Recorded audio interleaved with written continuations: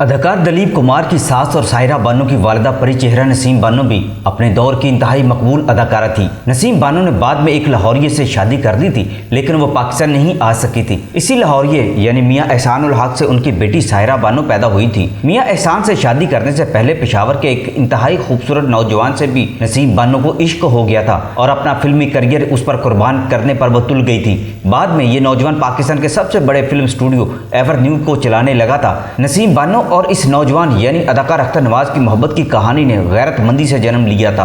नसीम बानो की ये कहानी सुनकर आप हैरान रह जाएंगे कि उस दौर की सबसे महंगी गुलकारा छमिया बाई की बेटी नसीम बानो को जब फिल्मों में काम करने का शौक पैदा हो गया और नसीम बानो ने मां को इनकार कर दिया कि वो उनकी ख्वाहिश पर डॉक्टर नहीं बन सकती और अदाकारा ही बनना चाहती हैं, तो नसीम बानो को उस दौर के मशहूर सहाफ़ी अनायत देहलवी कलकत्ता के सबसे अमीर शख्स सेठ करनानी के पास ले गए, जिनकी अपनी जहाज़ों की कंपनी भी थी और वो फिल्मों पर सरमायाकारी भी करते थे और अमारात भी बनाते थे। सेठ करनानी हुसन परस्त थे। उन्होंने नसीम बानो को देखते ही अपनी ज़ेरे तकमील फिल्म अल्लाह की तलवार में कास्ट कर लिया था। नसीम बानो अपनी पहली ही फिल्म में पेशावर के नौजवान अख्तर नवाज के इश्क में मुब्तला हो गई थी और फिर एक ऐसी कहानी ने जन्म लिया कि उस कहानी ने सेठ करनानी जैसे ताकतवर इंसान की सल्तनत हला कर रख दी थी। तारीख में पहली बार ऐसा हुआ था कि सेठ करनानी जैसे मालदार और फिल्मों के बेताज बादशाह को नसीम बानो ने जूती की नोक पर रख दिया था और अपनी मोहब्बत को पाने के लिए फिल्म साजों से टकरा गई थी। पाकिस्तान की मशहूर गुलकारा मैडम नूर जहां सेठ करनानी की फिल्मों में ही शुरू में काम किया करती थी। इस हवाले से देखा जाए तो सेठ करनानी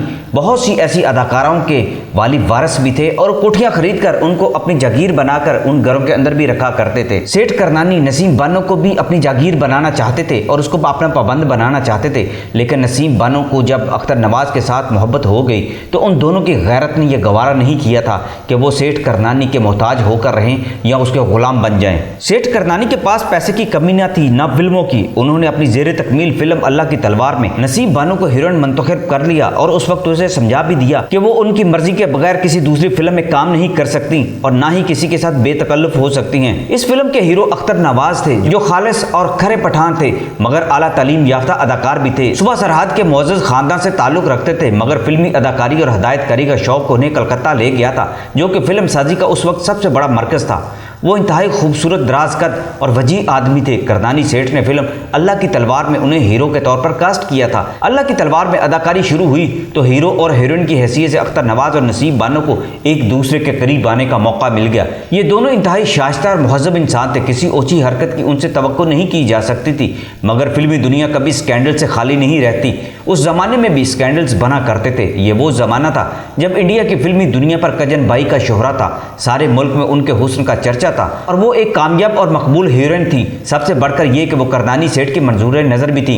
कहा जाता है कि जब उन्होंने नसीम बानो जैसी बेमिसाल हसीना को सेठ करनानी की कंपनी में देखा तो हसद और रकाबत का शिकार हो गई। उन्होंने सेठ करनानी तक ये खबर पहुंचाई कि अख्तर नवाज और नसीम बानो में मोहब्बत की पींगें बढ़ाई जा रही हैं। करनानी सेठ ये क्यों कर बर्दाश्त कर सकते थे। उन्होंने पहले तो अख्तर नवाज को बुलाकर उनसे बात की और वजाहत चाही। अख्तर नवाज अक्खड़ पैठान थे।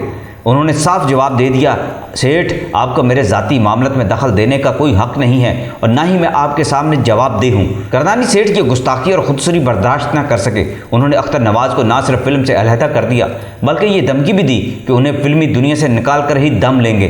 अख्तर नवाज ने उनकी नौकरी और अदाकारी पर लानत भेजी और कहा, राज़क तो मेरा खुदा है, मैं कलकत्ता में ही रहूँगा और आपका मोहताज भी नहीं रहूँगा।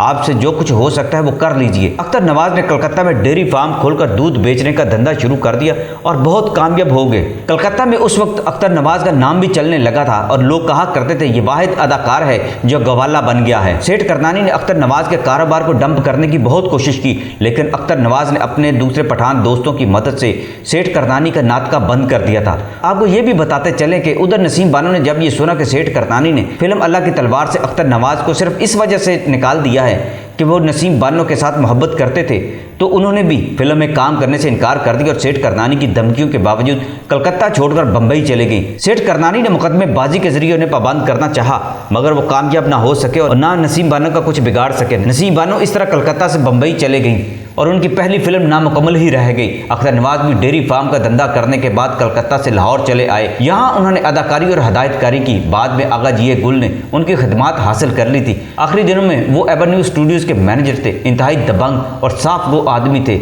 उनके साथ जिसका भी पाला पड़ा उसने हमेशा उनकी तारीफ ही की। अख्तर नवाज के कलकत्ता आ जाने के बाद नसीम बानो ने दूसरी फिल्मों में काम शुरू कर दिया था और फिर 1943 में उनकी शादी मियां एहसानुल हक के साथ हो गई। मियां एहसानुल हक नसीम बानो के क्लास फेलो थे स्कूल के ज़माने से। उनके दरमियान मोहब्बत पैदा हुई तो फिर उन्होंने शादी कर दी।